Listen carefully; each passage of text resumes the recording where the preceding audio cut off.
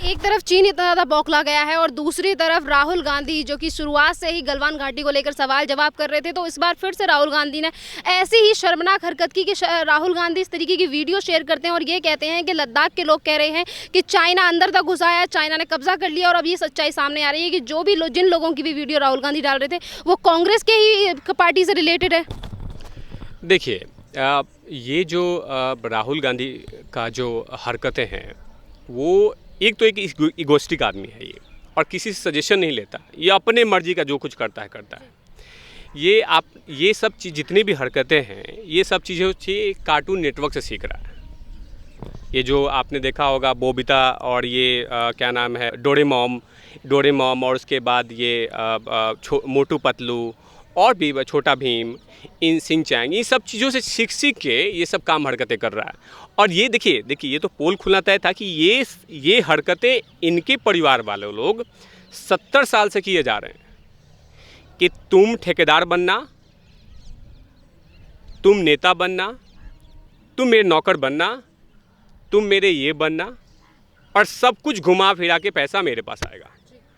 एक चीज़ देखिएगा, तो आप तो पत्रकारिता में ये भी चीज़ देखा होगा कि कांग्रेस में जितने भी लोग हैं वो कहीं ना कहीं नेहरू जी के बर्तन धो रहे होंगे, या जूता पॉलिश कर रहे होंगे, या बर्तन मांज रहे होंगे, या उनके कुत्ते को घुमा रहे होंगे, या उनका घर का दूध लेके आ रहे होंगे। अब एक एग्जाम्पल सेट कर रहा हूँ, दिल्ली के सीएम साहिबा जो थी हमारी, जो दिवंगत शीला दीक्षित जी, उनका परिवार क्या था? उनके ससुर जी दीक्षित साहब, वो क्या थे? नेहरू जी के सरकार में मिनिस्टर थे। वो क्या करते थे कि वो इंदिरा गांधी को इनवाइट करते थे कि चलिए मेरी बहू खाना बनाई है, थोड़ा खा लीजिए।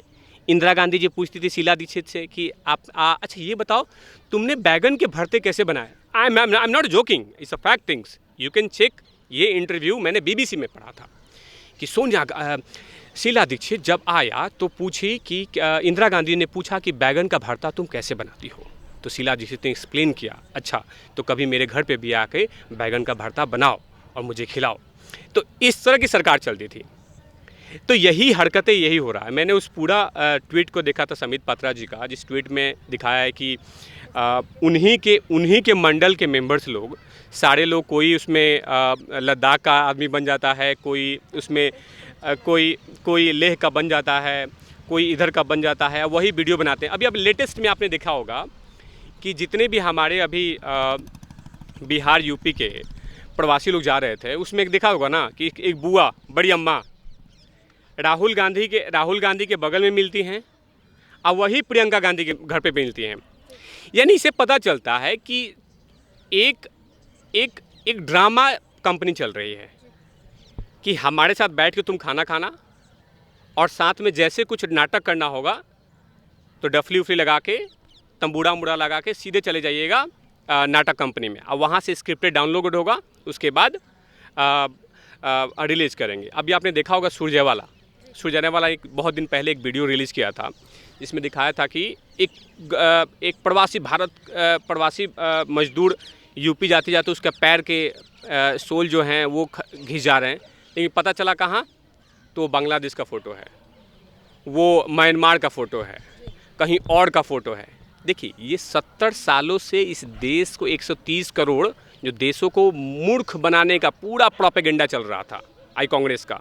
और आज संबित पात्रा जी के ये ट्वीट से ये और भी ज़्यादा स्ट्रॉन्ग हो गया कि राहुल बाबा एंड उनकी कंपनी जिस तरह से हरकतें कर रही है, इससे पता चलता है कि तुम लोगों ने हमेशा से मूर्ख बनाया इस देश को, और उसी मूर्खता के कारण इस देश का इस तरह से हालात हो गए थे कि एक चीन जैसा कमज़ोर देश हमें आंखें दिखा रहा है, पाकिस्तान जैसा कमज़ोर देश हमें आंखें दिखा रहा है। इसका मतलब कि हमें कमज़ोर करने की कोशिश इस देश के लोगों ने नहीं किया है।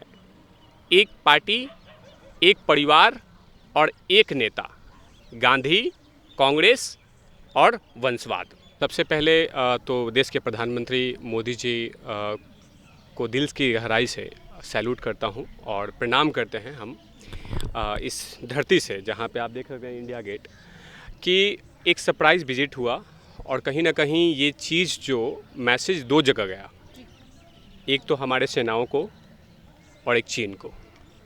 चीन पहले ये समझता है और हमेशा समझता था कि ये वो वाली सरकार है जो कि हम इसे डराएंगे और ये डर जाएगा, लेकिन वो सरकार नहीं है ये। और बार बार कहते हैं प्रधानमंत्री मोदी जी और उनकी सरकार के कैबिनेट मिनिस्टर कि ये 62 वाली सरकार नहीं है या 62 वाली इंडिया नहीं है। ये वो इंडिया है जो करारा जवाब देता है।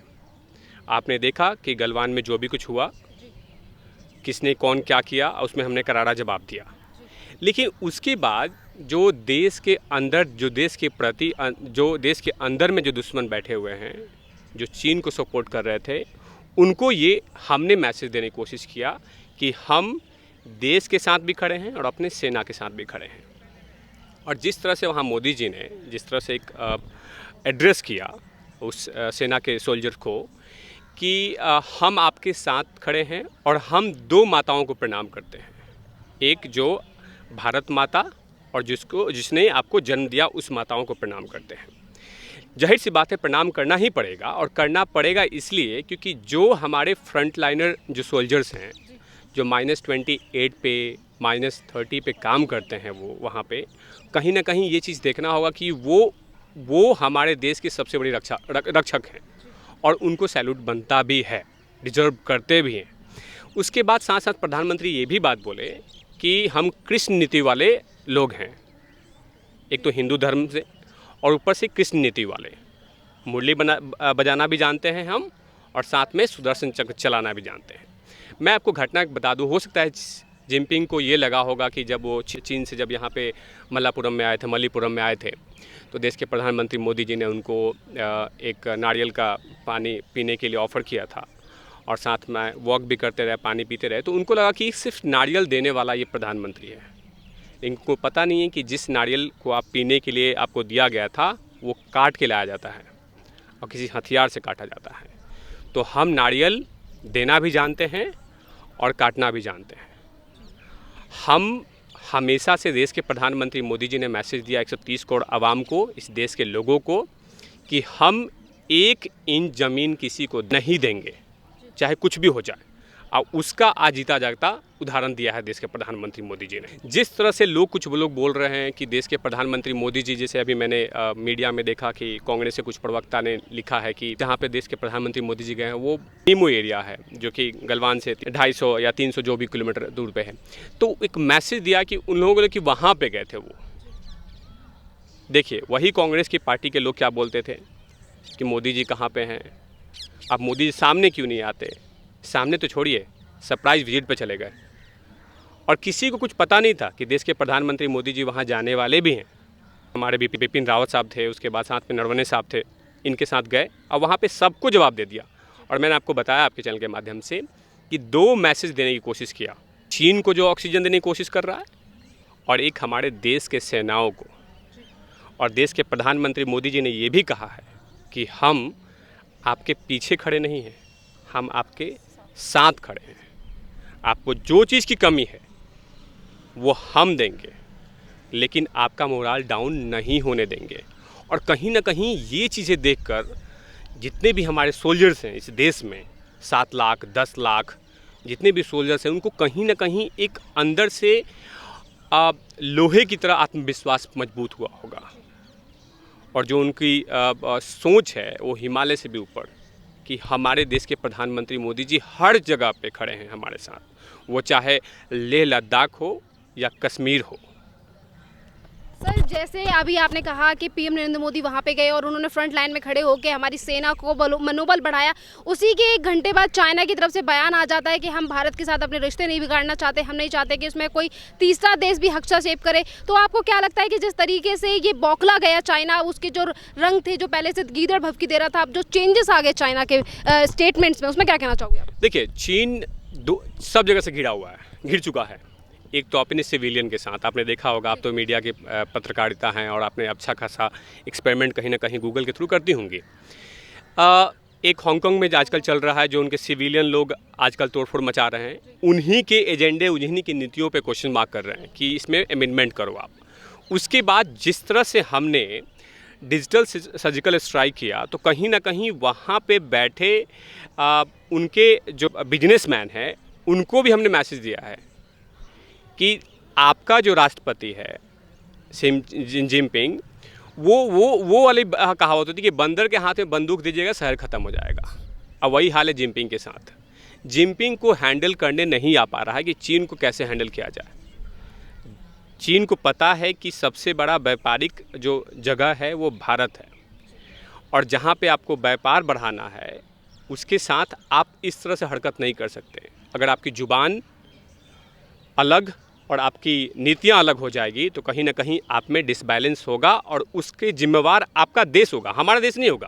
क्योंकि देखिए, अगर आजकल डिजिटल सर्जिकल स्ट्राइक हुआ तो कहीं न कहीं हमें नुकसान नहीं हुआ है। अगर देखा जाए तो अगर टिकटॉक बैन हुआ या बहुत सारी चीज़ें हैं बैन हुआ, तो उसमें हमारा कुछ नुकसान नहीं है। We have so many talented IITians दो can make a beautiful and talented and a strong apps. आपने देखा होगा अभी आपने हमारा आरोग्य सेतु है, 13 या 16 करोड़ लोग उसको यूज़ कर रहे हैं और उसमें कोई प्रॉब्लम नहीं है। तो ऐसा नहीं है। रही बात है कि हमारे देश के लोग जो हमारे सिविलियन हैं वो थोड़ा ब्रांडेड पे फोकस कर लेते हैं कि जैसे जो चीज़ चल रहा है उसके पीछे हम चलेंगे और उसी के पीछे चलते जा रहे हैं। क्यों चीन के बहुत सारे 59 ऐप में से सिर्फ एक टिकटॉक ही क्यों ज़्यादा फेमस हुआ? बिकॉज लोगों के मुंह से हाथ बिकता गया कि हाँ ये अच्छा है, ये अच्छा है, इंटरटेनमेंट क्यों, और बहुत सारी चीज़ें हैं जिसमें था अलग अलग, लेकिन वो ज़्यादा फेमस नहीं हुआ, ये ज़्यादा फेमस हुआ। तो वैसे ही हमारे देश में भी है, और देखिएगा कहीं ना कहीं उसके सब्स्टिट्यूट में बहुत सारे ऐप आ जाएंगे। और हमने ये मैसेज दे दिया है कि हम डिपेंडेंट नहीं हैं। लोगों ने कहा था कि अगर चीन में कोरोना काल आया था तो वहाँ से हमें नॉलेज लेना चाहिए था। क्यों? इस देश में कोरोना को हम हरा नहीं पा रहे हैं। हमारे देश के क्या नाम है, डॉक्टर्स, पुलिस वाले, सब लोग हम हमारे सिविलियन को भी नहीं बचा रहे हैं। हम देश के प्रधानमंत्री मोदी जी ने हमेशा से कहा है कि हम आत्मनिर्भर वाले सरकार हैं। हम आपसे प्यार से भी बात करना जानते हैं और करारा जवाब वाली बात करना जानते हैं। तो यही नीति पे काम हो रहा है, यही नीति वाली काम हो रहा है। और जिस तरह से आज देश के प्रधानमंत्री मोदी जी लेह लद्दाख में गए, कहीं ना कहीं उन्होंने प्रूव कर दिया है कि वो 56 इंच वाले सीना वाली सरकार है ये।